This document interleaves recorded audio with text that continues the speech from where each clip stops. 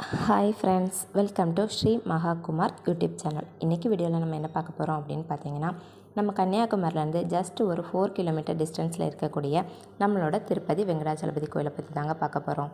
அதுக்கு முன்னாடி என்னோடய வீடியோவை நீங்கள் இப்போ தான் ஃபஸ்ட் டைமாக பார்க்குறீங்க அப்படின்னா மறக்காமல் சப்ஸ்கிரைப் பண்ணிடுங்க. அப்படியே பக்கத்தில் உள்ள பெல் ஐக்கானையும் கிளிக் பண்ணிடுங்க. அப்போ தான் உங்களுக்கு நான் போடக்கூடிய வீடியோஸ் எல்லாமே உடனுக்குடன் நோட்டிஃபிகேஷனாக வரும்.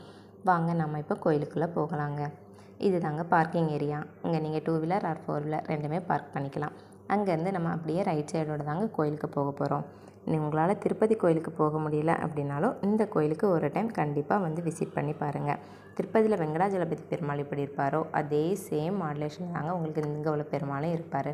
இந்த நாம் இப்போ இந்த ஸ்டெப்ஸோடு மேலே போய் பெருமாளை நல்லா தரிசனம் பண்ணிக்கிட்டு அப்படியே வெளியே வந்தோம் அப்படின்னு பார்த்தீங்கன்னா, உங்களுக்கு ரைட் சைடு மேலே தாங்க பெருமாளோட ராஜகோபுரம் இருக்குது. அதையும் பார்த்துட்டு அப்படியே ஒரு 2 ஸ்டெப்ஸ் நடந்தீங்க அப்படின்னா கோயிலோட சுற்று பிரகாரத்தில் பெருமாளோட ரைட் சைடில் பத்மாவதி அம்மையாரும், அதே இது பெருமாளோட லெஃப்ட் சைடில் பார்த்தீங்கன்னா ஆண்டாளும் இருக்காங்கங்க.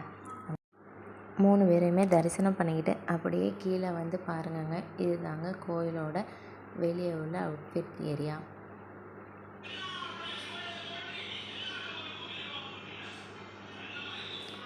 உங்களுக்கு இந்த வீடியோ பிடிச்சிருந்துச்சு அப்படின்னா மறக்காமல் லைக் பண்ணுங்கள். இந்த வீடியோ பார்க்கக்கூடிய உங்களில் எத்தனை பேர் இதுக்கு முன்னாடி இந்த கோயிலுக்கு வந்திருக்கீங்க அப்படிங்கிறதையும் மறக்காமல் கமெண்ட் பாக்ஸில் கமெண்ட் பண்ணுங்க. அடுத்து நம்ம கன்னியாகுமரி மாவட்டத்தில் உள்ள எந்த கோயிலை விளாக் பண்ணிடலாம் அப்படிங்கிறதையும் மறக்காமல் கமெண்டில் சொல்லுங்கள். கண்டிப்பாக ட்ரை பண்ணுவோம்.